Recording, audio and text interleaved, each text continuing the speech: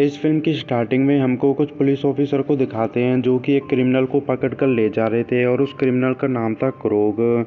तो वो उसे रास्ते में ही ले जा रहे थे, लेकिन बीच रास्ते में एक कार उनमें टक्कर मारती है और उस कार में थी क्रूग की गर्लफ्रेंड सैडी और क्रूग का भाई फ्रेंचिस। तो सैडी एक पुलिस ऑफिसर को मार देती है। इसके बाद वो क्रूग को भी बाहर निकालते हैं। क्रूग बाहर निकल कर दूसरे पुलिस ऑफिसर को मार देता है, यानी कि अब वो दोबारा से आज़ाद थे। अब फिल्म में हमको एक स्विमर मैरी को दिखाते हैं और उसकी कोच उसकी मॉम एमा थी। अब इसके बाद वो दोनों कार में रहते हैं और कार में मैरी का डैड जॉन भी रहता है। तो वो वैकेशन पर लेक हाउस पर जा रहे थे और वो अपने घर पर भी पहुंच जाते हैं, लेकिन मैरी गेस्ट हाउस पर रुकती है। इसके बाद वो लेक पर जाकर स्विम भी करती है और वो अपने पेरेंट्स से कार कीज़ मांगती है, क्योंकि वो वापस से शहर जाने वाली थी अपनी फ्रेंड पेज से मिलने के लिए, और उसके पेरेंट्स उसे जाने भी देते हैं। अब इसके बाद मैरी अपनी फ्रेंड पेज के साथ रहती है और पेज एक लोकल स्टोर पर काम करती थी।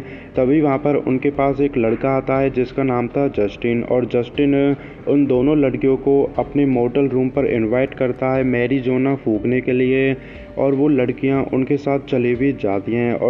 और यहाँ पर वो सबसे बड़ी गलती करती हैं कि वो एक अनजान के साथ ऐसे ही चले जाती हैं। तो वो मोटल पर पहुँच जाते हैं।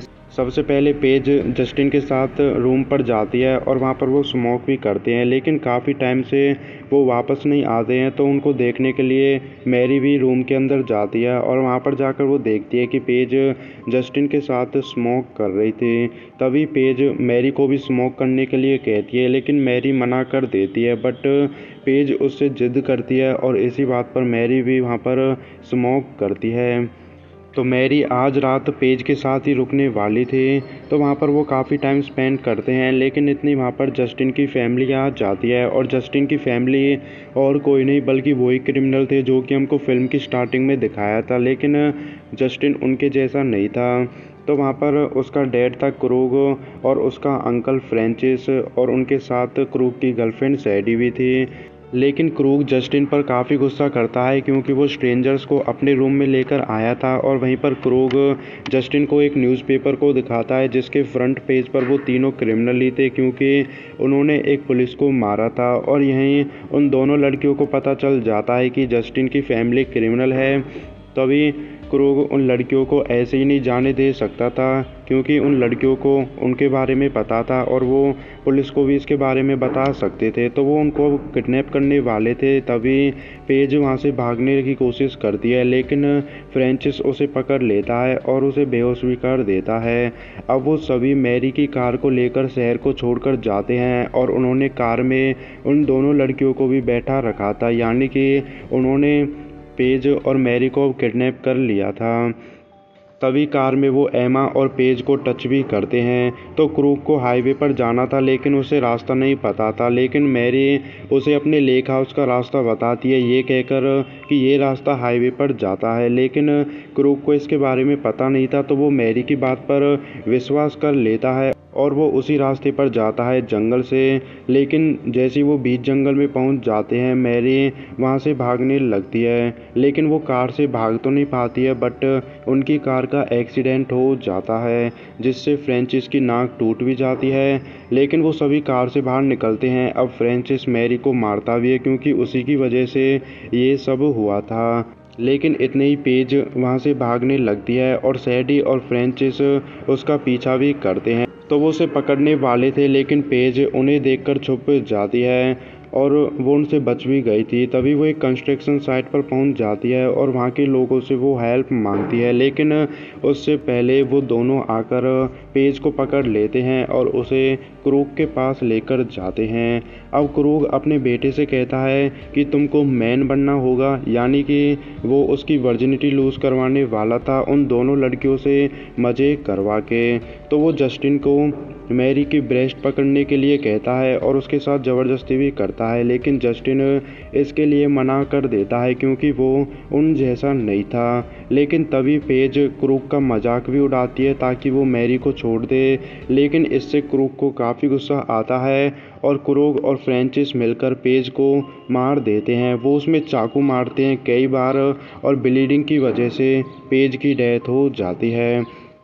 अब इसके बाद क्रूग मैरी के साथ रेप भी करता है और ये सब काफ़ी टाइम तक चलता है। जैसे क्रूग का ये सब पूरा हो जाता है, इसके बाद मैरी अपने अंदर जोश भरती है और वो अपने हाथ में एक पत्थर लेकर क्रूग के सर में मारती है और वहाँ से भागने लगती है। अब वो एक लेक के अंदर चले जाती है क्योंकि वो एक स्विमर थी और वो पानी से भागने का फैसला करती है। लेक के अंदर जाकर वो स्विम कर कर भागने लगती है, लेकिन क्रूग पर एक गन थी और वो अपनी गन से मैरी की पीठ पर गोली मारता है, जिसकी वजह से मैरी पानी के अंदर ही बेहोश हो जाती है और वो पानी में बहती रहती है। उन सभी को लगता है कि वो मर गई है, इस वजह से वो मैरी को लेक पर ही छोड़कर वहाँ से चले जाते हैं। अब वहाँ पर तूफान भी आ गया था और बारिश होने लगती है, तो वो चारों अब जॉन और एमा के घर पर जाते हैं जो कि मैरी के पेरेंट्स थे। लेकिन जॉन और एमा को पता नहीं था कि उन्होंने मैरी का रेप किया है और यहाँ तक कि उन क्रिमिनल को भी नहीं पता था कि वो मैरी के पेरेंट्स हैं। तो जॉन और एमा को लगता है कि उन चारों का एक्सीडेंट हुआ है, इस वजह से वो उनकी खूब हेल्प करते हैं और जॉन फ्रेंचिस की नाक पर स्टिचेस भी लगाता है। इसके बाद वो उनको कुछ कॉफ़ी वगैरह देते हैं पीने के लिए और वो उनसे ये भी कहते हैं कि आज रात तुम हमारे गेस्ट हाउस पर ही रुक जाना। लेकिन उससे पहले जस्टिन बाथरूम जाता है, तभी वो फ्रिज पर मैरी का फ़ोटो देखता है और उसे पता चल जाता है कि वो मैरी के पेरेंट्स हैं। इससे वो काफ़ी शॉक्ड हो जाता है, लेकिन वो मैरी की हेल्प करना चाहता था, तो उसके पास मैरी का एक लॉकेट था जिसको मैरी अक्सर पहना करती थी। तो वो उस लॉकेट को किचन में ही छोड़ देता है ताकि मैरी के पेरेंट्स उसे देखें और उनको पता चल जाए कि मैरी के साथ कुछ बुरा हुआ है, यानी कि वो मैरी के पेरेंट्स को वार्न करने वाला था। अब एमा उन सभी को अपने गेस्ट हाउस पर भी छोड़ आती है। घर आने के बाद उनको कुछ आवाज़ें आती हैं घर से बाहर, तो जैसे ही वो दोनों घर से बाहर जाते हैं वो देखते हैं कि घर के बाहर मैरी रहती है। तो मैरी अभी भी ज़िंदा थी, लेकिन उसकी हालत काफ़ी ख़राब रहती है। तो उसके पेरेंट्स मैरी को ऐसा देखकर काफ़ी शॉक्ड हो जाते हैं और वो उसे घर के अंदर लेकर आते हैं।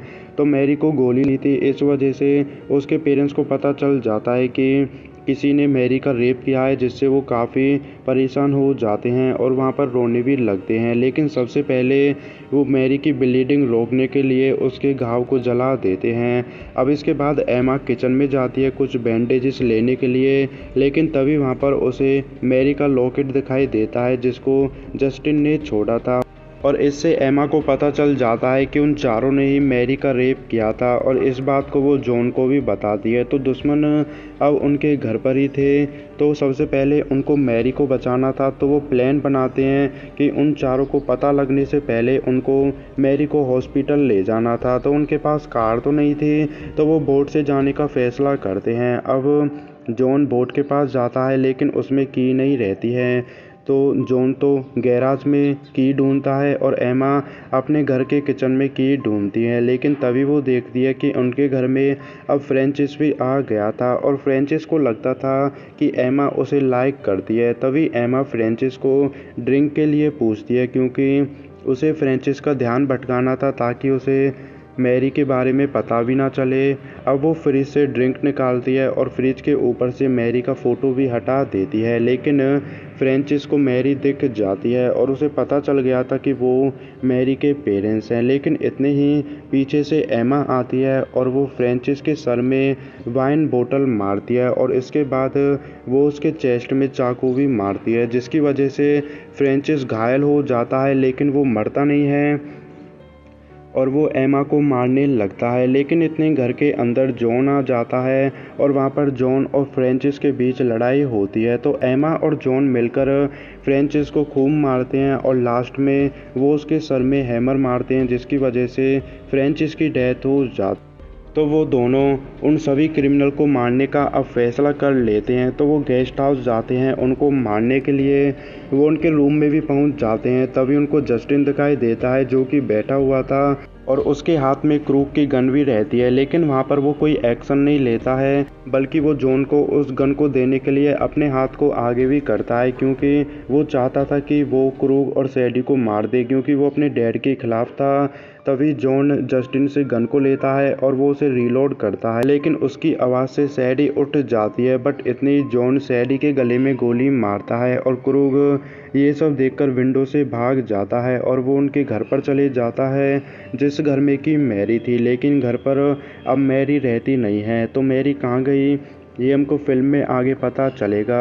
अब गेस्ट हाउस पर जॉन और सैडी के बीच लड़ाई होती है, तो अभी तक सैडी मरी नहीं थी, लेकिन एमा गन से सैडी में गोली मारती है, जिसकी वजह से उसकी डेथ हो जाती है। अब जॉन भागकर अपने घर पर जाता है ताकि वो क्रूक को भी मार सके।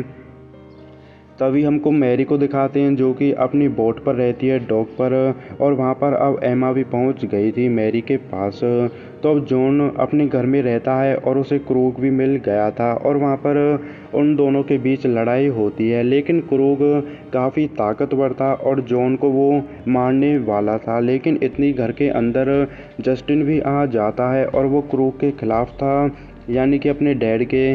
तो वो अपने डैड को गन से मारने वाला था, लेकिन ऐसा वो कर नहीं पाता है क्योंकि उस गन में गोली नहीं थी। तो अब क्रूक को भी रियलाइज़ हो गया था कि उसका बेटा उसके खिलाफ है, इसी वजह से वो जस्टिन के पेट में रोड को घुसा देता है, जिसकी वजह से वो घायल हो जाता है।